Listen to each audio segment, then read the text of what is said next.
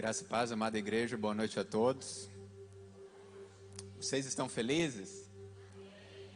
Maravilha, né? Felicidade é uma condição do cristão que entende que, como diz a apóstola Jaqueline aqui, que é participante da nova aliança, né? Então, o Senhor firmou uma aliança com o seu povo.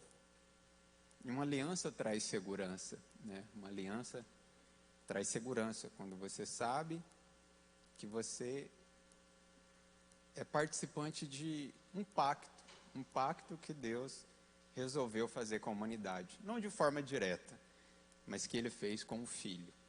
E por isso, como participantes da aliança, nós somos abençoados. Amém? Quantos aqui vieram com perspectiva em seus corações? Porque é necessário ter perspectiva, né? Quando uma pessoa não tem perspectiva a respeito de nada, parece que acabou tudo para ela, não sonha mais, não tem metas, não tem projetos, mas nós temos um Deus que nos ama tanto, porque a segurança que faz nós estarmos aqui não é o nosso amor por Ele, mas é do tamanho do amor dele por nós, porque o amor humano ele é inconstante, nem sempre nós estamos bem declarando que nós amamos, não é verdade? Mas Ele está o tempo todo dizendo que Ele ama incondicionalmente cada um de nós. E por isso que nós estamos firmados, não no nosso amor por Ele, mas no amor dEle por nós em todos os instantes. Você pode dizer um amém por isso? E eu gostaria de falar sobre esperança, que é uma continuação da última vez que eu ministrei. Mas não de uma esperança comum, não da esperança que o mundo diz. Porque a esperança que o mundo fala é o quê? Positividade. Ou seja, eles se cercam, não, vai dar certo, eu acho que vai dar certo. Então, é positivismo, é com base no que eu vou torcer para ver se vai dar certo. Mas nós cristãos não, nós estamos firmados numa esperança verdadeira do que Deus fez pela humanidade. Ele diz, se o Pai não negou o Filho, Ele vai dar juntamente com o Filho todas as coisas. Você crê? Amém. Que bênção. E eu gostaria de falar para você sobre a palavra tikvá. E o que isso significa? Tikvá, ou tikvá, é uma palavra hebraica que fala sobre esperança. A primeira menção da palavra esperança está lá em Josué, capítulo 2. Logo nós vamos chegar lá. Mas também pode significar corda. Então guarde bem esses dois significados que nós vamos trabalhar sobre isso. Tikvá significa esperança e significa também o quê? Corda. Muito bem. Muito bom quando vocês estão participando.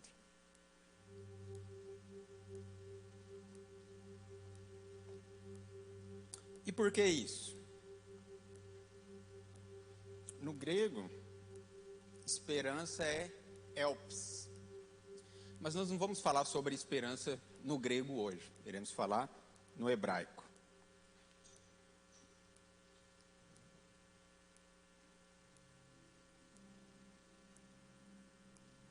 O hino de Israel, o nome do hino de Israel é Ha-Tikvá, que traduzido é A Esperança. É um hino muito bonito, por sinal. Eu aconselho você a lê-lo, a ouvi-lo.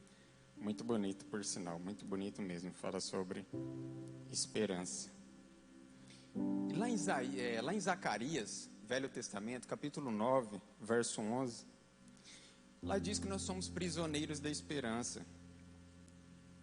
Vamos dar uma lida lá. Zacarias, capítulo 9, verso 11.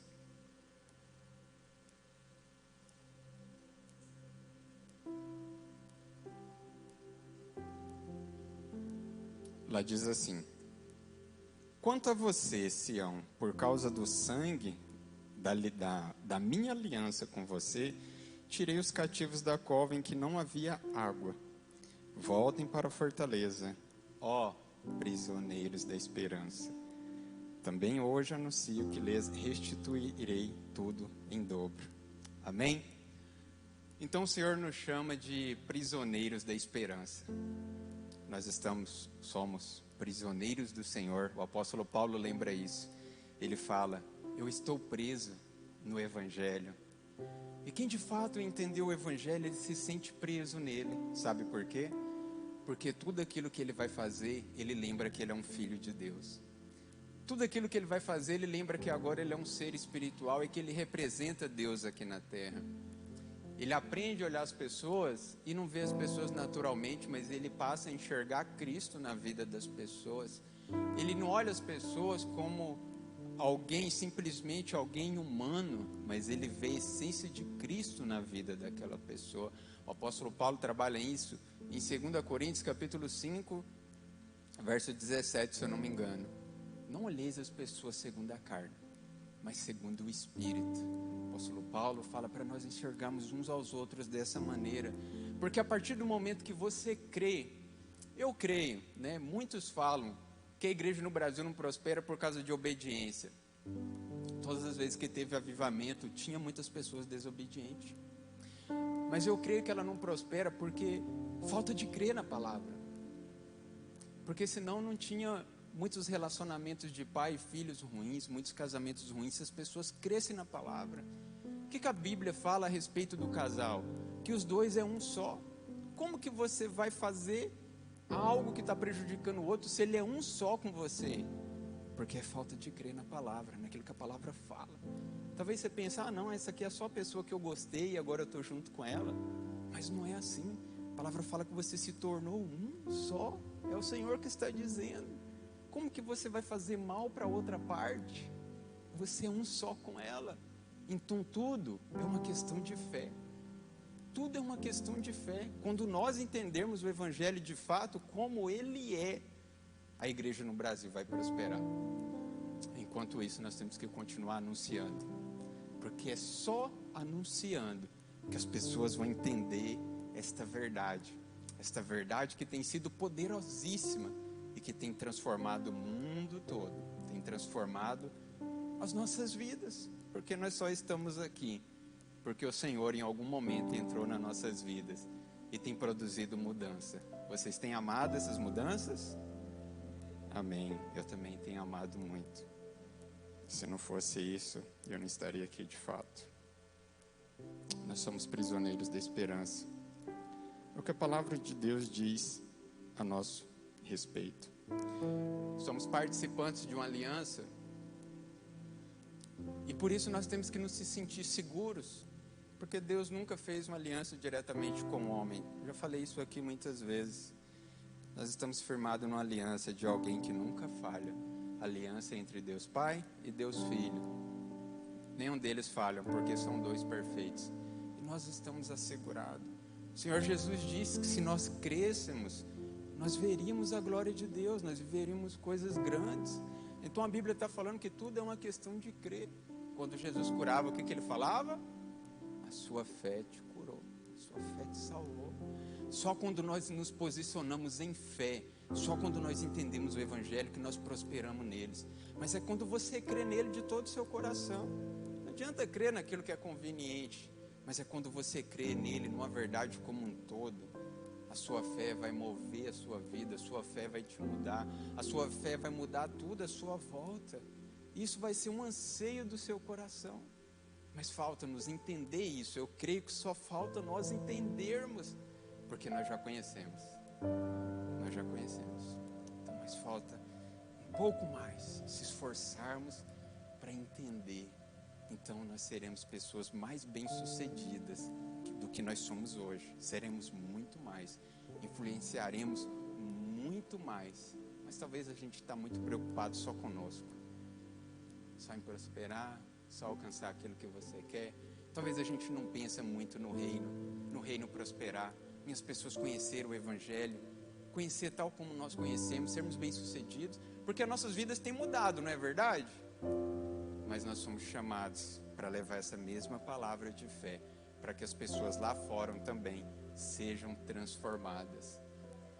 Por isso, a palavra de Deus diz a nosso respeito: nós somos prisioneiros da esperança. Eu gosto de parafrasear o apóstolo Paulo: eu me sinto preso a esse evangelho também. Eu me sinto preso nele todos os dias. Me sinto preso, estou o tempo todo meditando, estou o tempo todo buscando de alguma maneira. E por que isso? Porque nós estamos presos ao Senhor Jesus. Nós estamos presos nesta verdade. Mas essa verdade, ela tem que estar irradiando em nós o tempo todo. E nós temos que crer nela verdadeiramente. Crer no poder do Evangelho. Talvez nós tenhamos só crido que Ele é uma verdade, mas talvez nós temos crido que Ele é poderoso para mudar tudo em nossa volta, para mudar as nossas vidas. Às vezes a gente costuma olhar e falar que em nossa volta as coisas não vão mudar, mas isso é falta de fé. Você tem que declarar: vai mudar sim. Você tem que saber que você é um embaixador. O embaixador, ele representa a nação dele em outro lugar. Você sabe disso. E nós estamos aqui como embaixadores de Cristo, representando o reino de Deus.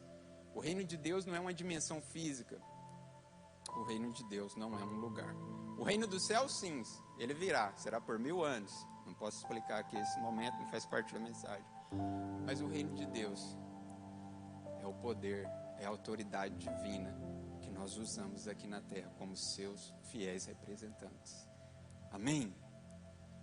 Essa mensagem de hoje é sobre esperança. E nós somos, de fato, prisioneiros dessa esperança. E quando nós falamos sobre vidas serem transformadas, algumas pessoas podem dizer: ah, mas você não sabe o que eu vivo. Você não sabe o que está passando lá fora. Na minha casa, você não sabe o que eu vivo. A esperança, independente daquilo que você está vivendo. A esperança para todas as situações. A esperança para tudo.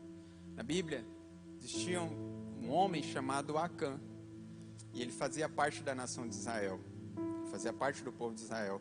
Quando eles entraram na terra prometida, Acã estava junto. E uma das primeiras cidades que eles tomaram foi a cidade de Jericó. Então eles foram tomando os seus despojos, tomando todas as riquezas que aquele povo tinha. Mas Acã cometeu um erro. Ele pegou alguns despojos para ele mesmo. Mas aqueles despojos eram para ser levado para a casa do tesouro. Era para ser entregue lá, naquele lugar que foi falado. Mas ele pegou aquilo para si e ele trouxe maldição para o meio do povo. Então Deus teve que se manifestar e dizer: olha, está errado, vocês vão padecer por causa disso. Então aquele povo levou Acã, tirou ele do meio do povo, levou para um vale. E ali apedrejaram ele até a morte. E naquele lugar ficou conhecido como Vale de Acã. Algumas traduções vão dizer Acor, mas a origem é da mesma palavra, Acã, Acor. E lá no livro de Oséias, com o nome desse, né? Olha, um Vale de Acã, um lugar que acabou muito triste. Então alguém pode olhar para a sua vida e falar: não, a minha história também é triste, ela não pode ser mudada. Mas lá em Oséias, capítulo 2, verso 15, a palavra de Deus diz assim: o Senhor está dizendo, e ali, o Senhor está dizendo, eu lhe devolverei as suas vinhas e farei do vale de Acor uma porta de esperança. Ali ela me responderá como nos dias da sua mocidade e como no dia em que saiu da terra do Egito.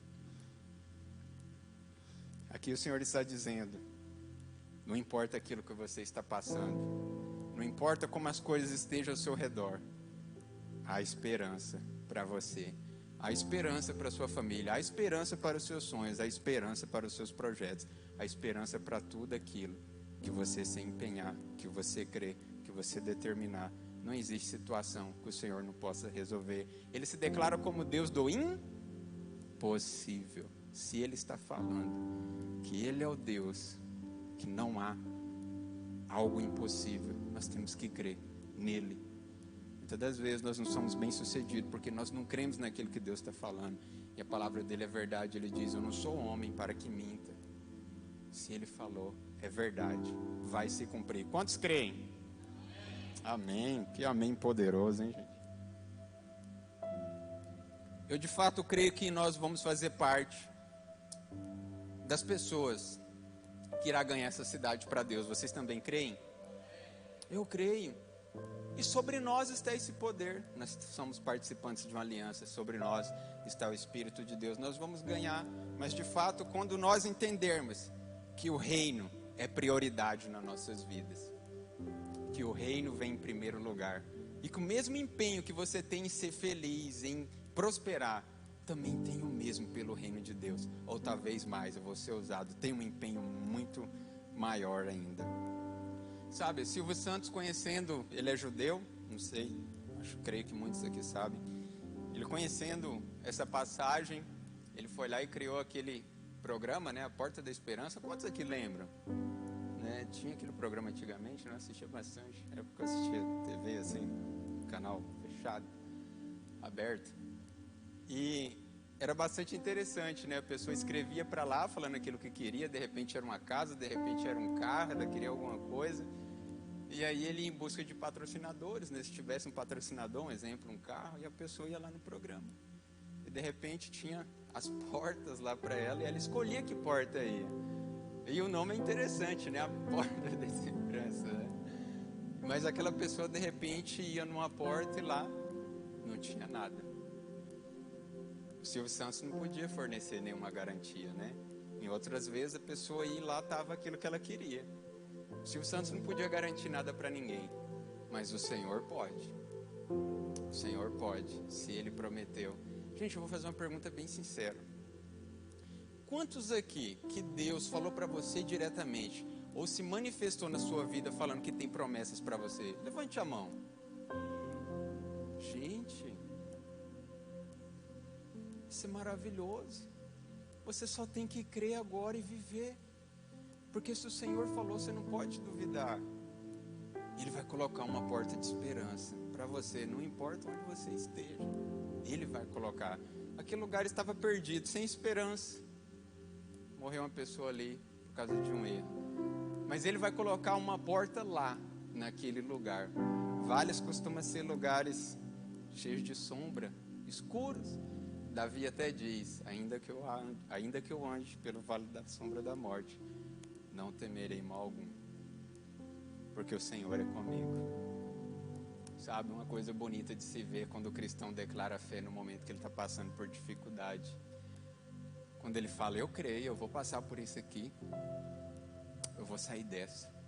Isso é algo bonito de se ver, algo inspirador, porque ele não está confiando nele, a situação está difícil. Mas ele está confiando naquele que é a verdade. A própria verdade, o Senhor Jesus diz que Ele é a verdade é uma pessoa. E nós estamos aqui confiados nele. Você pode dizer um amém? Diga para o seu irmão que está ao seu lado, nós somos prisioneiros da esperança. Sabe? E Deus ama e zela pelo seu povo. E Ele zela também pelo nome dEle. Chegou um momento que o povo foi batalhar contra os sírios. Então, Deus se manifestou no meio do povo e falou, pode ir lá, pode guerrear que eu vou dar eles para vocês. Vocês vão ganhar essa guerra. O povo foi lá então e guerreou, mas ele guerreou num ponto interessante, guerreou nas montanhas. Então o povo ganhou aquela guerra. E aí o rei dos sírios falou bem assim, não sei por que eles ganharam aquela guerra. Foi porque eles lutaram nas montanhas. E o Deus de Israel é um Deus das montanhas. Então por isso que eles ganharam. Agora nós vamos montar uma estratégia diferente. Nós vamos lutar com eles no vale. O cenário vai ser outro. E eu tenho certeza que nós vamos ganhar. Então Deus fica sabendo daquilo, né? Deus não deixa nada barato, né? E lá em 1 Reis, capítulo 20, verso 28.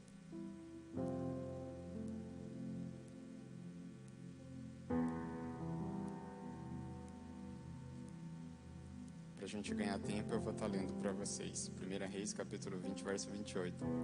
Um homem de Deus se aproximou e foi falar com o rei de Israel, dizendo, assim diz o Senhor, porque os sírios disseram que o Senhor é um Deus dos montes e não dos vales, entregarei toda essa grande multidão nas suas mãos, e assim vocês saberão que eu sou o Senhor. Amém? E o que isso significa? Trazendo para um ambiente profético. é quando as pessoas falam: Deus é o Deus só dos bonzinhos. Deus é o Deus só daqueles que sempre acertam. Deus é o Deus dos pastores que oram de madrugada, que fazem tudo certo, que não erram. Estava querendo dizer isso. Que Deus tinha uma preferência por aqueles que o buscavam com a maior intensidade. Então Deus está dizendo: isso aqui é todo o meu povo. Eu amo todo o meu povo. Está dizendo isso a respeito de mim. Eu sou o Deus de todos. Então, na maioria das vezes, aquelas pessoas que costumam não vencer alguma coisa, elas não creem que Deus é o Deus dela. Mas Deus começou uma obra em sua vida e Ele há de terminá-la. Talvez está precisando de alguns ajustes, mas creia. O Senhor começou a boa obra, significa que Ele acredita. Ele crê, Ele começou, Ele investiu, Ele vai terminar, eu tenho certeza. Eu creio isso a meu respeito e também creio a respeito de vocês. Aquilo que o Senhor começou, Ele vai fazer. Creia, porque muitas das vezes na vida você olha muito para você. Temos o costume muito de olhar para nós. Bom, se a gente olhar para nós, a gente desanima. Nós temos que olhar para o Senhor o tempo todo. Se Ele começou algo, Ele vai terminar. Ele fala: eu sou o Deus das montanhas, mas eu também sou o Deus dos vales. Então, aquela batalha foi vencida.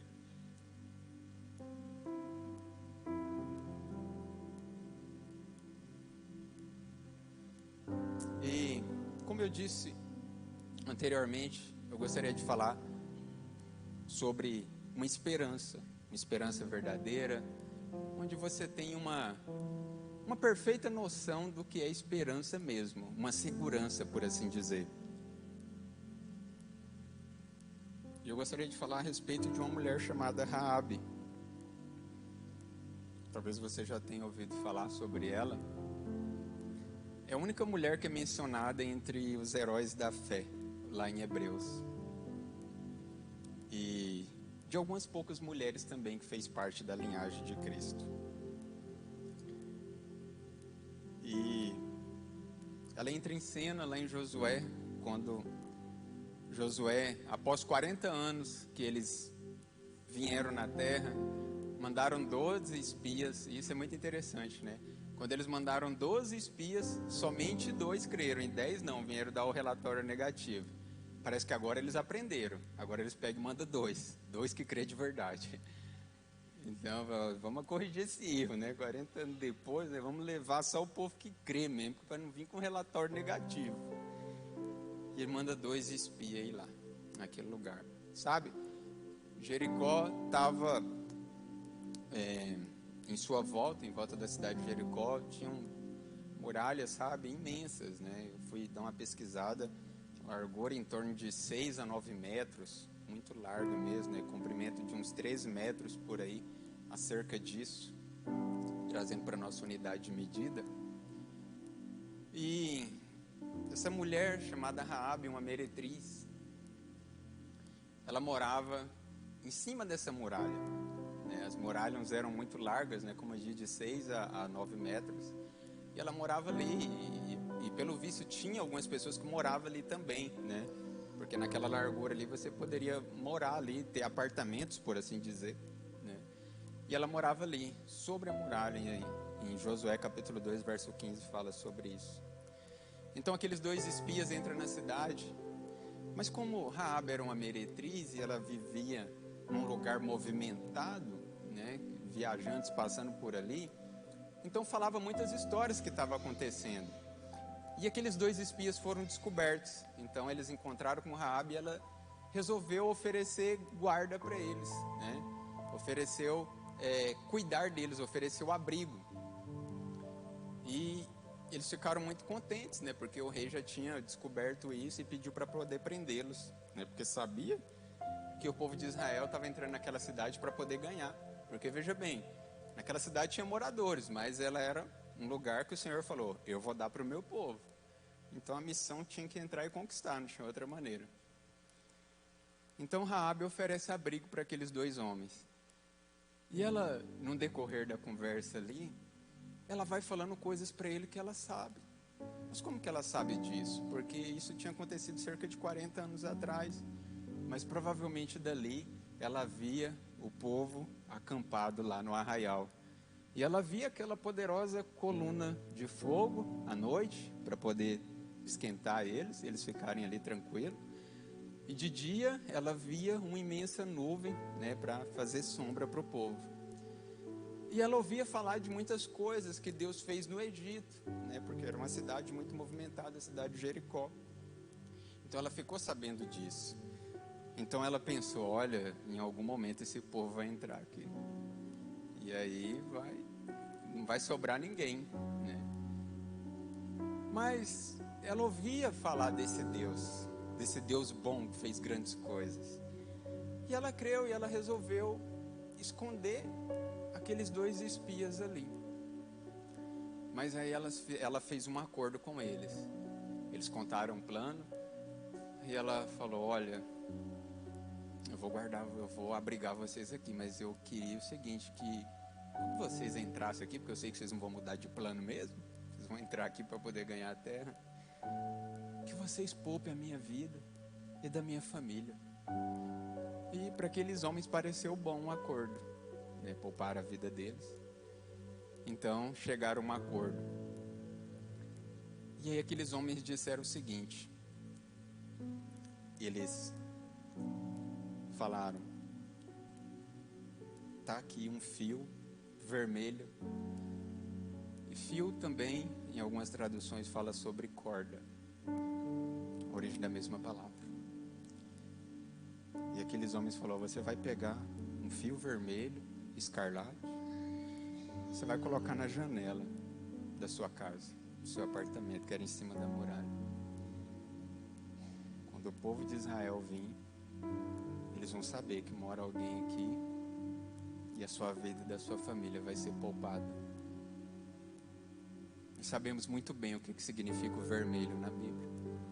Se refere ao sangue de Jesus. Todos nós fomos lavados por ele. Esse vermelho trouxe esperança para Raabe e toda a sua família. A palavra de Deus diz que o povo de Israel então seguiu com o seu plano. E Deus deu uma ordem para o povo. Vocês vão marchar lá durante 7 dias. Em volta de Jericó.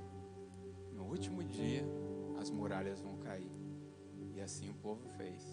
7 dias marchando ao redor de Jericó. Agora veja bem. Ela morava num ponto em cima das muralhas. A palavra de Deus diz que no último dia toda a muralha caiu. Não é verdade? Quantos aqui conhecem essa passagem? Toda a muralha caiu. Mas a palavra de Deus também diz que eles chegaram lá e a família dela estava bem. Naquele lugar que tinha um fio, uma corda. Interessante, né? Porque Tikva significa esperança, mas significa também corda. Interessante o Senhor fazer essa comparação, essa palavra ter essa ambiguidade, esses 2 significados. Talvez porque corda, quando nós estamos amarrados, presos no Senhor, nos dá segurança. Mas talvez porque quando alguém cai num buraco, no fundo do poço, e ele encontra uma corda, ele acha esperança também para poder sair. Aquele fio escarlate protegeu aquela família. Dá para entender que toda a muralha caiu, menos aquele lugar que ficava a casa dela. Isso é interessante, né? A família dela ficou ali, eles falaram que era para ficar dentro de casa. Então nem toda a muralha caiu, mas no lugar que ela estava, ficou intacto. E a família dela foi salva. Isso fala sobre o juízo de Deus. O juízo não é para os filhos, o juízo de Deus virá. Mas ele virá sobre o mundo. Não tem como ele vir sobre a vida dos filhos, porque o sangue protege. Nós não podemos duvidar do sangue. A palavra de Deus diz, o apóstolo Paulo fala que muitos são inimigos da cruz. Sabe quem são os inimigos da cruz? Não são os incrédulos, não, são os religiosos. Os religiosos que eles creem que a cruz não é o suficiente. Nós temos que fazer isso, nós temos que fazer aquilo. Parece que nada está o suficiente. E e fica reprovando as pessoas como os fariseus ficavam reprovando as pessoas o tempo todo. Não é crente, não nasceu de novo, mas não dava uma palavra de fé, não acolhia as pessoas. Você acha que o crente fraco, ele precisa do quê? Dele ouvir um sermão, de você dar uma cacetada nele? Ou de você chorar com ele, abraçar ele, orar por ele, jejuar com ele, falar o quanto ele é amado? O religioso não dá conta de falar isso. O religioso só dá conta de pegar a palavra e dar uma cacetada no outro. Ele não fala sobre esperança. Ele não fala sobre amor. Ele não ama. Ele acha mais fácil corrigir, ser duro. Mas ele acha muito difícil abraçar, amar, ter paciência, relevar, perdoar. Ele não dá conta, porque ele é inimigo da cruz. Ele é inimigo da cruz. Ele sempre acha que precisa de alguma coisa a mais. Não estou dizendo que vamos ficar tudo light, vamos confiar em tudo, não precisamos obedecer. Meu querido, nem é necessário falar obedecer quando você entende o Evangelho. Quando você entende, você já obedece de fato. Nem seria necessário, porque você nasceu de novo. A palavra de Deus diz que agora você anda em novidade de vida. Será que combina com alguém que nasceu de novo, alguém que é um só espírito com o Senhor, como diz 1 Coríntios capítulo 6, verso 17? Você só tem uma natureza com o Senhor? Por que o apóstolo Paulo fala, olha, você vai sair agora com a meretriz, você vai levar o Senhor junto com a meretriz para poder fazer isso? Você é um só com o Senhor. Então, quando você tem esse entendimento, nem é necessário ficar falando em obediência, você já entendeu o que é o Evangelho. Você já entendeu. Por isso que o nosso trabalho é continuar anunciando esse Evangelho, para que possamos entender todos nós, e numa só unidade, nós vivermos aquilo que Deus tem para nossas vidas e sermos bem-sucedidos. Porque o Senhor já nos deu tudo, irmão. O Senhor já nos deu tudo, mas falta a gente crer, falta a gente ser ousado. É isso que falta, sem dúvida, sem sombra de dúvida. Falta nós crermos que há esperança. A esperança. Por causa de nós? Por causa da nossa obediência? Por causa daquilo que a gente faz? Não. Por causa do sangue. Por causa do sangue que nos cobre em todos os momentos. A pessoa mais perfeita do mundo, ela erra constantemente. Os melhores. Por isso que o apóstolo Paulo fala que nós estamos firmados na graça. Ele fala isso em Romanos. Nós estamos firmados na graça. Quando você começar a crer que nem tudo depende de você, mas depende do Senhor, você vai ser uma pessoa bem-sucedida em todas as coisas. Tudo depende do Senhor. Depende dele. Jesus não veio aqui só para ficar uma história bonitinha. Se fosse, ele nem iria para a cruz, ele só vinha afirmar os valores de Moisés, as leis de Moisés, e pronto, vocês seguem, está tudo certo. Mas o Senhor veio fazer uma obra que nós não conseguíamos. Nós costumamos falar que o novo convertido é aquele que faz tudo certo. Na verdade, a conversão na Bíblia fala de um espírito que estava morto e agora o Senhor soprou vida, deu um espírito de vida. A conversão é em torno disso. Ah, pastor Diego, mas e aí as boas obras? Ela é proveniente da nova vida. Ela é proveniente da nova vida. Quando você deixa o Senhor tomar conta de tudo. Quando você anda em águas profundas. Porque quando você anda em águas rasas, você ainda tem controle da situação. Mas quando você anda em águas profundas, você perde o controle. E as águas te levam. As águas representam o Espírito Santo de Deus. Quando nós deixamos o Senhor agir nas nossas vidas, nós de fato vivemos o Evangelho tal como ele é. Porque no fim das contas não é só falar, o tanto de coisa que eu acertei, mas é você experimentar de vida. Você já pensou o quanto que você poderia influenciar mais ainda o seu lar, influenciar mais ainda no seu trabalho, influenciar mais ainda em outros lugares, se você deixar o Senhor te conduzir em outras coisas? Mas muitos cristãos, infelizmente, gostam de contar uma mentira para eles mesmos todos os dias. Eu sou assim. Eu sou desse jeito mesmo.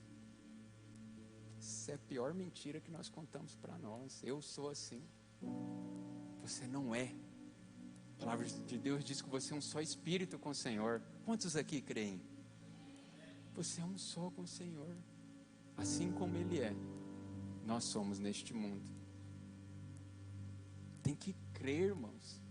Nós temos que crer nessa palavra, naquilo que está escrito. É quando nós entendemos é que nós somos bem-sucedidos, quando nós entendemos. Mas veja bem, aqui há vidas, há missões aqui para cada um.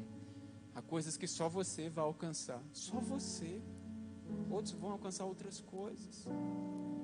Então viva isso, mas viva em amor, não viva como um fardo.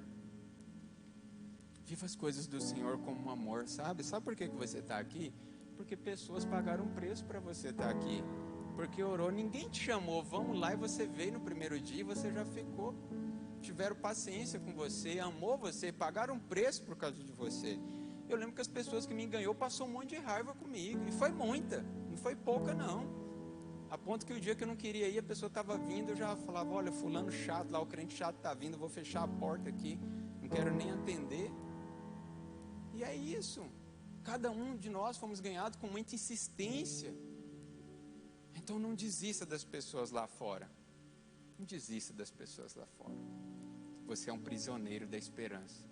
Nós estamos presos ao Senhor, nós estamos presos ao Evangelho. Se você de fato entender que você está preso ao Evangelho, meu irmão, você vai viver coisas grandiosas no Senhor. Você vai viver coisas grandiosas, esquece de você, confia no Senhor. Em primeiro lugar, você está bem com o Senhor não é quando você faz tudo certo, é quando você crê. Quando você crê, desde quando Adão pecou, tudo tem a ver agora só com Cristo. A oferta de quem que foi aceita? De Abel ou de Caim? De Abel. Mas por quê? O que ele apresentou? Ele apresentou o carneiro. O carneiro, a ovelha simboliza o quê? Cristo. O sangue, ele veio com sangue.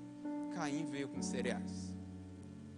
Ele não entendeu. Em primeiro lugar, você apresenta o sangue. Cristo é o nosso representante diante de Deus, irmãos. Cristo é o nosso representante. O Evangelho tem tudo a ver com Ele, porque a palavra de Deus diz: porque dele, por meio dele e são todas as coisas. Tudo tem a ver com Ele no final das contas. O que esse cordão estava simbolizando? O que? Era só por causa de um cordãozinho vermelhinho, bonitinho, que aquela mulher foi poupada? Era Cristo falando, Deus falando, um dia meu filho vai vir. Deus estava anunciando o tempo todo no Velho Testamento que um dia só o sangue seria o suficiente, porque tem tudo a ver com Ele. Tudo tem a ver com Ele. E na verdade é isso que dá esperança. Isso que dá esperança, pelo menos para mim, isso que me dá esperança todos os dias. Porque eu conheço os meus defeitos. Porque eu conheço os meus erros. Sabe, tem uma frase de um pensador que ele fala bem assim: sabe o que me atrai no céu? Não são as ruas de ouro. Não são os muros de pedras preciosas.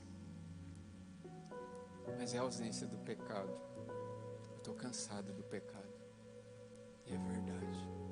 Nós temos que cansar, falar: isso não combina mais para mim que nasci de novo, que sou filho de Deus.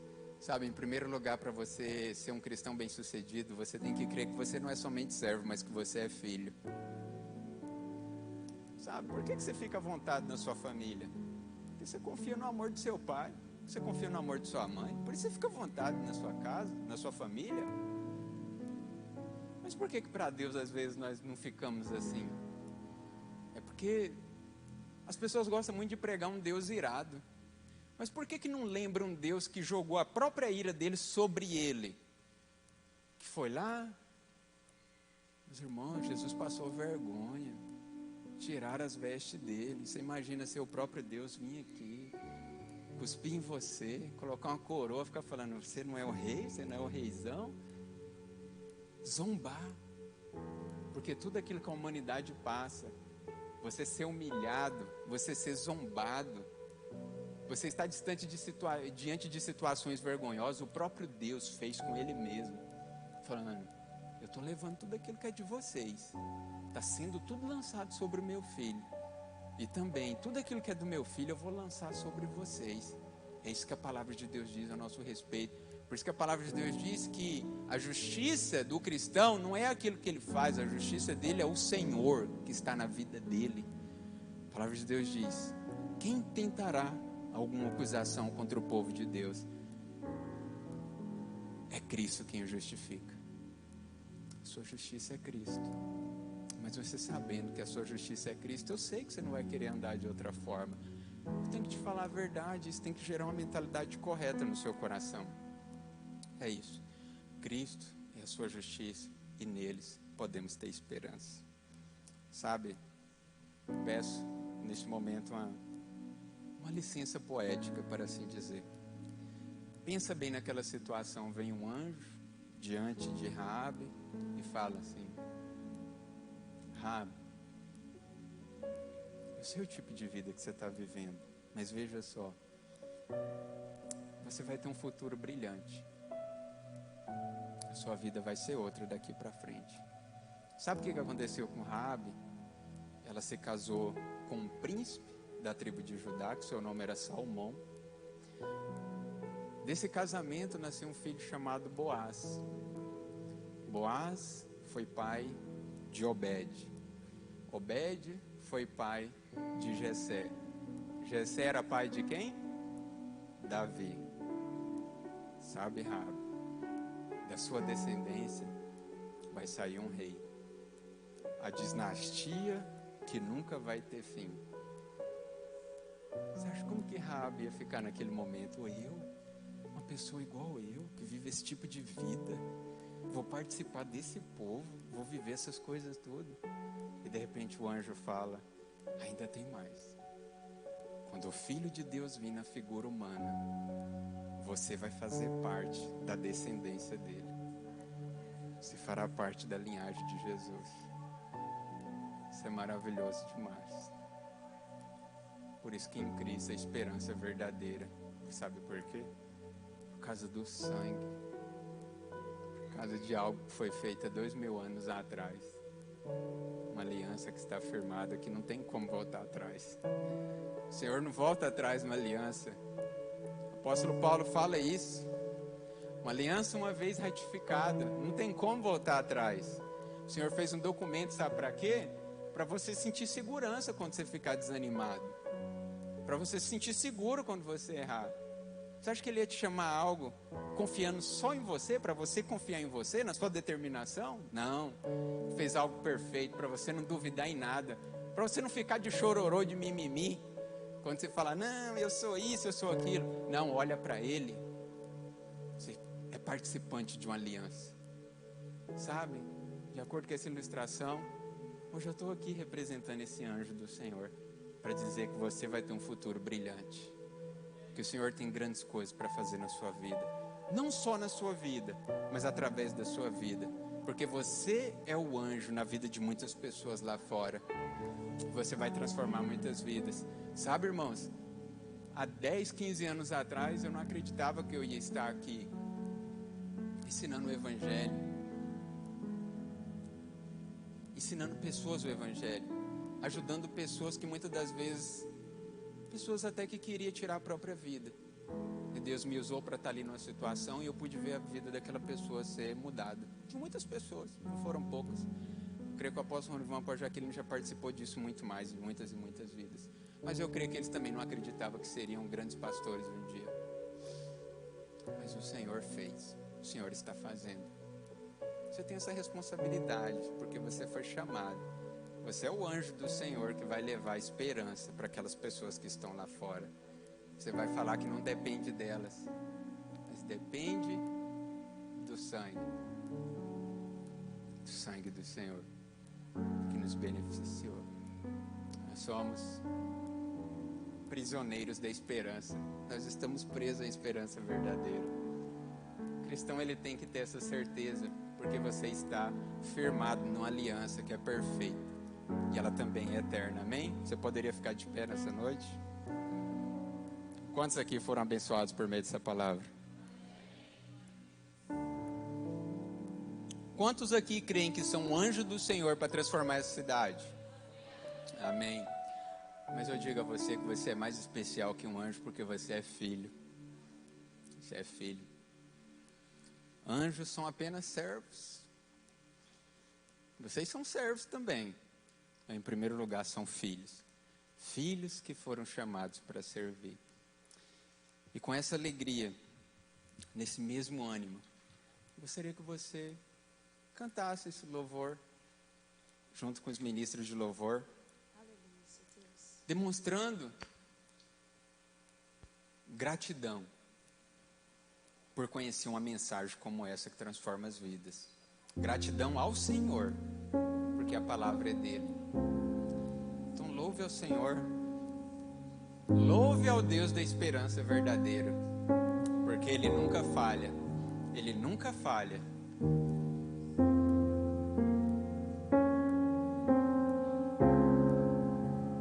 Comece a pensar na sua família, nas pessoas que você quer ganhar, nos seus vizinhos. Coloque eles em oração diante do Senhor nessa noite. Que o Senhor te abençoe e faça brilhar teu rosto em ti, que conceda sua graça e te dê paz.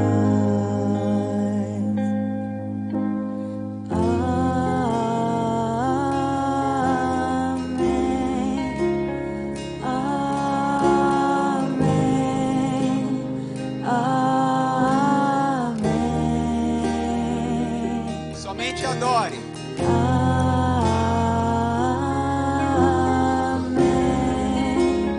Amém.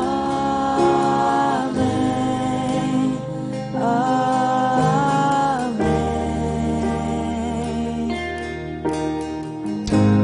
Que o Senhor te Eu sinto a unção aqui nesse lugar.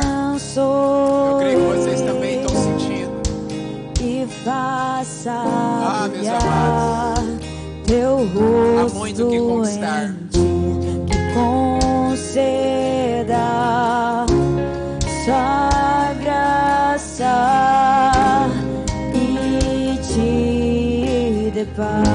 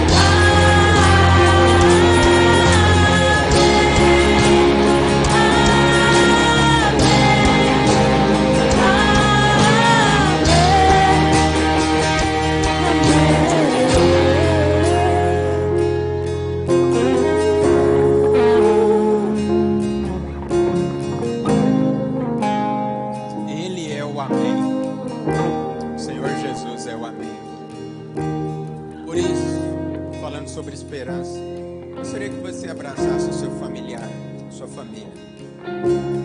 Orar dessa maneira hoje. A esperança para você, a esperança para sua família, a esperança para as pessoas lá fora. O Senhor Jesus, a qual nós devemos a nossa família, a quem nós devemos a nossa família. Nós estamos aqui porque nós fomos cobertos pelo sangue e confiados no Senhor, meu Pai, nós apresentamos a Ti. Nós agradecemos por esse ambiente de glória em primeiro lugar, meu Pai, um ambiente maravilhoso de se estar. E eu, como ministro do Evangelho, eu oro abençoando cada família que aqui está. E nós cremos, ó Deus, nesta palavra, nesta mensagem. E nós cremos que o favor do Senhor está sobre nós. E nós cremos, ó Deus, que nós e a nossa família seremos bem-sucedidos em todas as coisas que nós fizermos. Que possa haver a paz, a união, a harmonia, o amor, o respeito, a fidelidade, a alegria do Senhor em nossos corações, meu Pai. E que nós, como filhos que foram chamados para servir, possamos levar o Evangelho, sendo anjos do Senhor na vida daquelas pessoas que precisam de esperança, para levarmos, ó Deus, a esperança verdadeira, a esperança ao qual nós estamos presos, porque somos prisioneiros da esperança, meu Pai, e em Ti esperamos, na esperança verdadeira. Como ministro do Teu Evangelho, eu oro abençoando os Teus filhos e agradecendo ao Senhor por tudo aquilo que o Senhor tem feito. Que a Tua graça, Teu favor esteja sobre a vida dos Teus filhos, em o nome de nosso Senhor Jesus. Amém. Eu posso ouvir palmas ao Senhor?